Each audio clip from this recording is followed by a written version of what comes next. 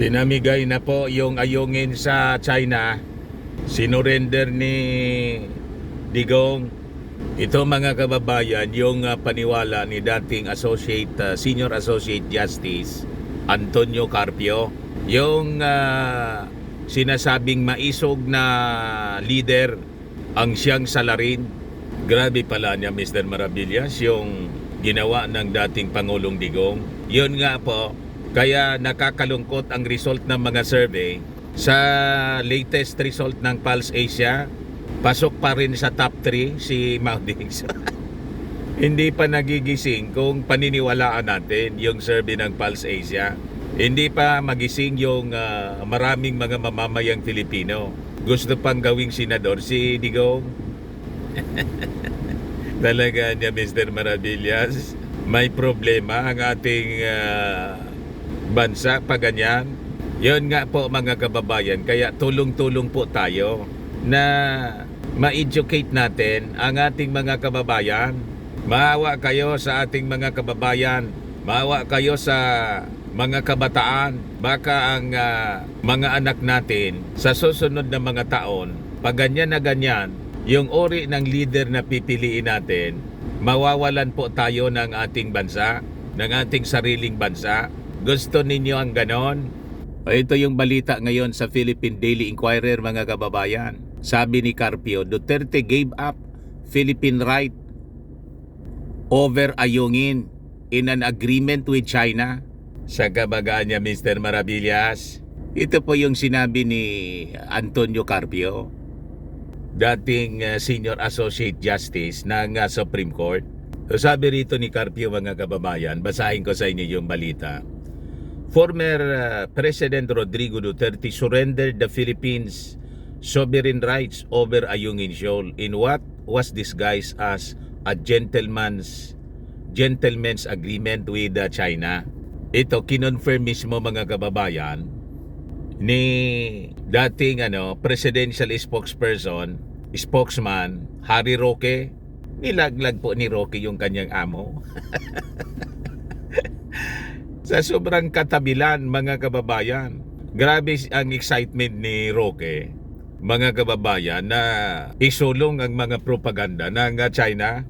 Sa pagkasulong niya ng mga propaganda lines ng China, hindi na siguro napansin ni Roque na mismong yung amo niya, si Digong, mga kababayan, nilalaglag na niya. What?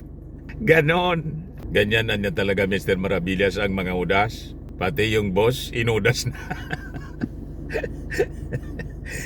Pari-parehas udas po kasi nag-uudasan na sila po. So sabi po ni Carpio, the gentleman's agreement niya governs Manila's maintenance and repair of the BRP Sierra Madre, a Philippine Navy vessel grounded in the disputed area. According to Duterte's status quo agreement, the Philippine vessel may only deliver water and food to Sierra Madre but not construction materials for its repairs. Yun, mga kababayan, ang lumalabas sa tinawag ni Harimao na gentleman's agreement. Walang gagalawin po. So ito yung pinangawakan, mga kababayan, ng China. Wala mang pinirmahan, gentleman's agreement nga po. Kaya nagiging agresibo po yung China.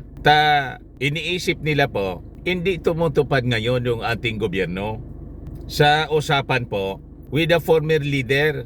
Kaya mali po, mga kababayan, yung mga propaganda line nila na ang punot dulo ng pag-intensify ng agresyon ng China against us dito sa West Philippine Sea. Yung ating Pangulong Bongbong, ang punot dulo po, ang ugat, yung gentleman's agreement. Pinasubo ng dating Pangulong Digong yung ating bansa. Pumasok siya sa isang kasunduan. Unang-una, wala mang pinirmahan kasi alam niya malalagay siya sa alanganin kung may pipirmahan siya. Unconstitutional yung pinasok niya. Surrender of our sovereign rights. Kaya wag kayong naniniwala sa mga propaganda po nila na ang itinuturo po, biniblame yung ating Pangulong Bongbong Marcos. kung hindi po pumasok sa ganong alanganing kasunduan na tinawag nilang Gentleman's Agreement, wala sanang pangahawakan na ganon ang China. Tama po mga kababayan, binabaliktad tayo nitong mga pro-China propagandist po. Yung kasalanan ng kanilang patron, ang itinuturo po yung ating Pangulong Bongbong Marcos. Nasaan na hustisya niyan? Kayo yung pumasok sa alanganin na kasunduan na wala man ang pinirmahan kasi alam ninyong mali. Pagkatapos, ibiblame ninyo yung ating Pangulong Bongbong Marcos. Kayo yung nagpasubo sa ating bansa. Kaya sabi po mga kababayan ni dating Senior Associate Justice Antonio Carpio, yan anyang agreement favoring China violated the July 12, 2016 Arbitral Tribunal's ruling recognizing Ayungin Shoal as part of the Philippine Exclusive Economic Zone. Kasi naman anya Mr. Maravillas, mismong yung dating leader si Mau Diggs na pinubaruan na nga yung ating bansa ng UNCLOS. Siya mismo ayaw i-recognize. Yung China ayaw i-recognize. Pati yung ating bansa ayaw i-recognize. Yun nga po ang nakakalungkot. Buang. Sabi nga natin, saan kanyan pulutin mga kababayan? Pinaboran ka na ng United Nations Convention on the Law of the Sea. Pagkatapos, ayaw mo pa at sasabihin mo, just a piece of paper lang anya yan, itapon ko yan sa basurahan. Tapos sabihin pa ni Mau Diggs mga kababayan, doon sa isang meeting with Filipino-Chinese businessmen, kung saan bisita po yung Chinese ambassador. Pwede na niya ninyo kaming gawing province. Pa-joke-joke niya, pero yung joke niya mga kababayan, tinutuon niya. You see? Kaya tuwang-tuwa po, tawang-tawa mga kababayan yung Chinese ambassador. So malinaw, pinasubo po tayo ng dating Pangulong Digong. Yan mismo ang sinasabi mga kababayan ni Carpio. Kaya sabi po niya rito, under the arbitral award, China had no right to erect any structure on Ayungin Shoal and had no right to stop the Philippines from conducting activities in the area. President Duterte knew that without repairs, the BRP Sierra Madre would soon collapse and thus end our presence in Ayungin Shoal. Paliwanag mga kababayan ni Carpio. So lumalabas mga kababayan, mismong si Digong nakipagsabuatan sa China. Tama po yung ating basa. Sa kanyang mga aksyon at pagpayag sa status quo, sumasang-ayon siya sa agenda mga kababayan ng China na palipasin na lang yung panahon hanggang sa mabulok ang BRP Sierra Madre. Pag nabulok na, then pwede na mag-start yung China na tayo ng artificial island tulad ng ginagawa nila diyan po sa South China Sea. Lumalabas ganon mga kababayan with the actions na ginawa ng dating Pangulong Digong. Kaya sabi ni Carpio, yet anya Duterte agreed any concession to China that the Philippines could only bring food and water to BRP Sierra Madre and would not bring materials to repair the Sierra Madre. So sumang-ayon siya, madaling sabi, sa agenda ng China na pag hindi po ni-repair ang Sierra Madre, diretso na lang ito na mabubulok. So mawawala yung ating outpost na purposely, yun ang ginawa mga kababayan ni dating Pangulong Erap Estrada. Isinadsad po yung ating BRP Sierra Madre to assert our sovereignty sa area at may masisulungan po yung ating mga sundalo na magbabantay sa ating territory. Nakita na ninyo? Klaradoan niya Mr. Maravillas yung mga udas. Yung ginawa ng mga hudas dito sa ating bansa. So malinaw na sa inyo mga kababayan. So sabi po ni Carpio, Duterte's gentleman's agreement anya was lopsided in favor of China. That gentleman's agreement anya was a disguised surrender of our exclusive economic zone rights over Ayungin Shoal, as it gave China veto power over our exclusive right to erect structures on Ayungin Shoal. Sabi ng dating Supreme Court Associate Justice, yun naman talaga po, malinaw na malinaw ang ginawa ng dating Pangulong Digong sa ating bansa. Ayan po. Nakita ninyo ang udas? Matindi talaga niya, Mr. Maravillas. Ito anya yung talagang matinding pambubudol sa mga mamamayang Filipino.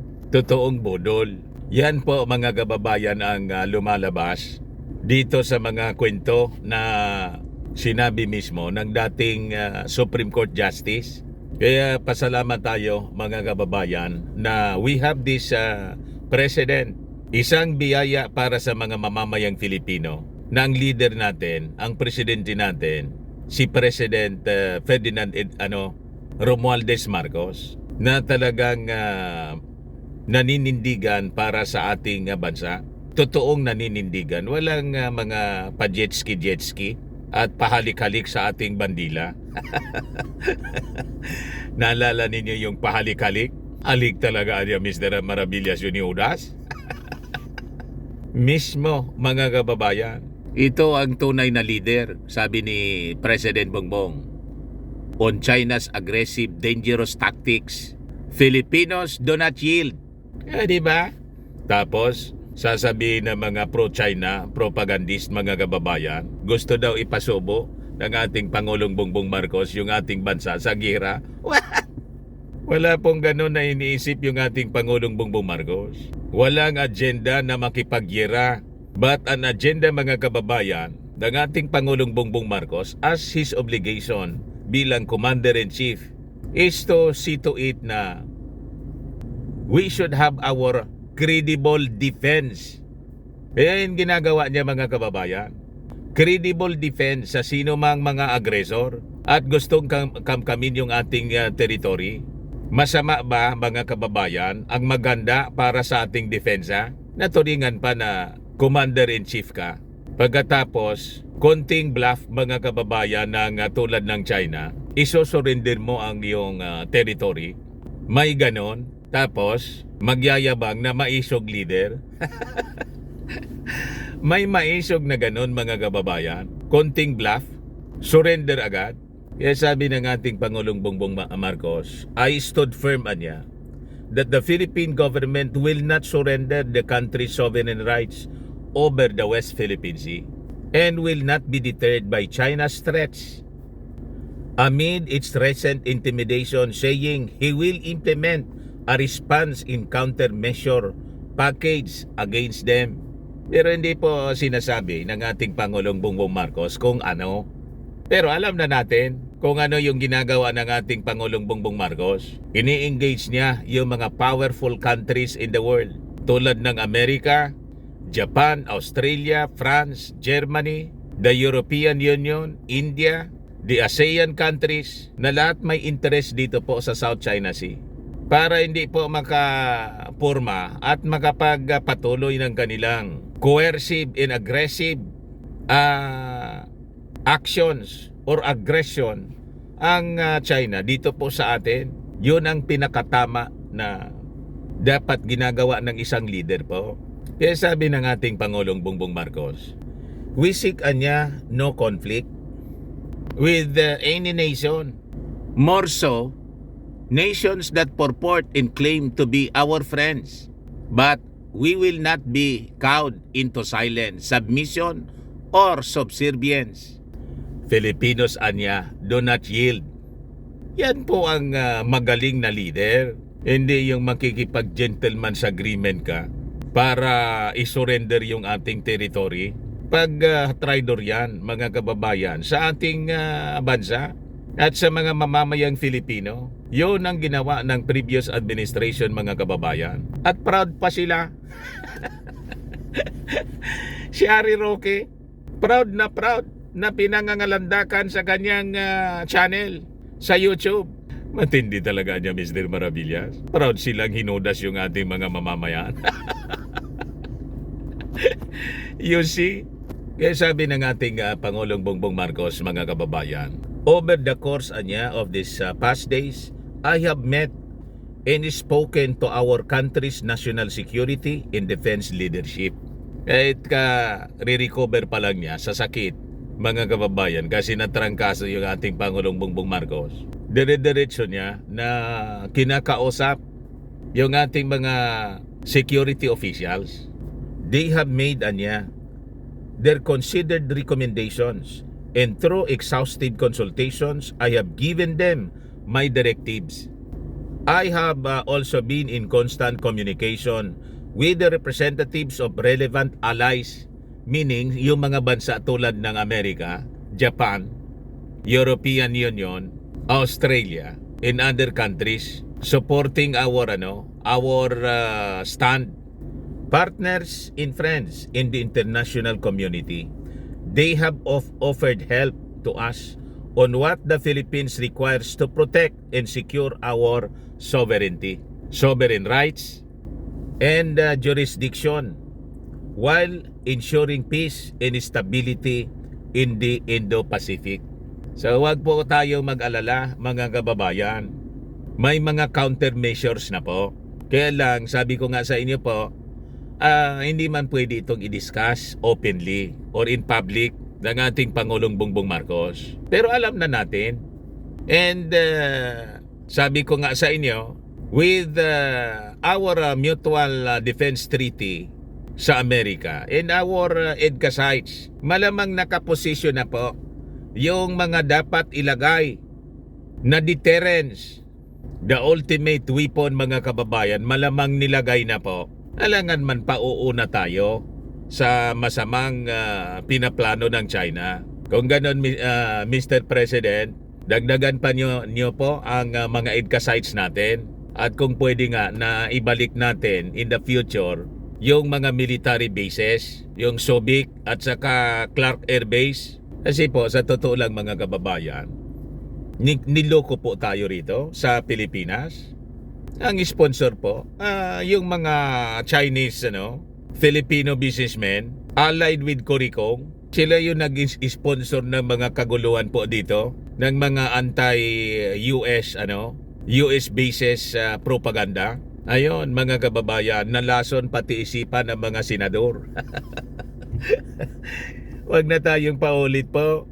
Pinalayas, mga kababayan, yung mga American bases dito. Talagang malalim po yung operations ng China.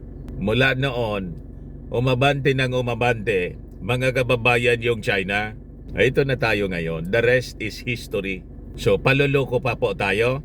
Kaya wag kayo pong nakikinig dito sa mga nagpasubo po sa ating bansa. Umina yung ating defense po. Wala na tayong US bases po dito. But we have this expanded defense cooperation, and we have EDCA sites. At sa administrasyon ng ating Pangulong Bongbong Marcos, nadagdagan pa yung ating mga EDCA sites. So for the meantime, pwede na po ito, mga kababayan, muna. Pag naiposisyon natin yung deterrence na weapons, magdadalawang isip po yung China ang papasok po dito at aabanti po sila. Kasi alam nila, matutunaw lang po sila dito sa ating bansa. So yung kanilang pagnanasa, mga kababayan, masasupla po na natin yung kanilang pagnanasa. Kasi ang magiging choice nila, live and let live. O sama-sama tayong matutunaw dito po sa mundong ibabaw. Di ba? So walang magkikinabang sa pinag-aagawa na territory. Kasi lahat tayo maaabo dito, mga kababayan. Yun ang sinasabi nating Samson option. Kung sa Israel po, they have the Samson option, the ultimate weapon. Once na-threaten ang existence ng Israel, they have that ultimate weapon. Sabi ng mga matatapang nating pinsan na mga Israelites, sige niya, pasok kayo rito. Sama-sama tayong mababaon dito sa lupang ito. Yon ang dapat na message, mga kababayan, na maintindihan ng mga Chinese. Kaya tama po itong sinasabi ng ating Pangulo. We will not be deterred. We have counter measures na ginagawa. We will not surrender our sovereign rights. At nakikipag-usap na siya. Constant communication with our allies. sa mga ginagawa mga kababayan na pang-aabuso, agresyon ng China dito po sa atin. Kaya po sabi ko sa inyo, makinig kayo sa sinabi sa Bible. Sabi po sa Joel chapter 3 verse 9 to 10. Proclaim this among nations. Prepare for war. Wake up, mighty men. Let all the men of war draw near. Let them come up. Beat your plowshares into swords, and pruning hooks into spears. Let the weak say, I am strong. Yan po ang ginagawa ng ating Pangulong Bongbong Marcos. Biblical siya. Hindi po siya nagsasabing mahina tayo. Yung strong leader po, kumusta naman yung maisog at strong leader? Ulit-ulit niyang sinasabi, hindi natin kaya. Kaya po tayo kinakaya-kaya ng China. Kasi sinasabi mismo ng Commander-in-Chief noon, di natin kaya. Ngayon po, ang ating Pangulong Bongbong Marcos, anong sabi? We will not be deterred. We will not surrender our sovereign rights. Ganon yung tama mga kababayan na dapat sinasabi ng isang leader. Huwag mong sabihing mahina ka. Sabi po sa Bible, let the weak say, I am strong. Kasi po, ini-exploit siya ng enemy. Pag sinabi mo na ikaw ay weak, i-exploit ka ng iyong enemy. Yon ang ginawa mga kababayan ni Digong sa atin. Pinaniwala mga kababayan ng dating leader natin, yung China, na hindi natin sila kaya. Kaya tayo inaabuso po. Inalaw natin na abusuhin tayo ng China. Kaya ngayon po, fearmongering po sila ng walang habas na fearmongering yung ginagamit nila. Tinatakot tayong tinatakot. Huwag po kayong matakot, sabi sa Bible. Fear not, do not be troubled. Huwag tayo pong pasisindak sa mga Chinese. Ito'y ang ating pong lupa. Ito'y ating bansa. Manindigan po tayo. Sabihin natin sa mga Chinese, huwag kayong papasok dito. Pag pumasok kayo rito, lahat tayo mababaon. Sama-sama. Gusto ninyo ng ganon? Or live and let live tayo. Ang lawak-lawak na po ng inyong you're the third largest country in the world. Hindi pa kayo magkontento sa inyong territory. Sobra na yung kaganinan ninyo. Masyado nang sumobra yung kaswapangan po ninyo. Pinagnanasaan ninyo yung hindi inyo. Tama pa mga kababayan? Ayan man lang po yung ating short video ngayon. Ako po si Dante Maravillas. Bye-bye po. God bless.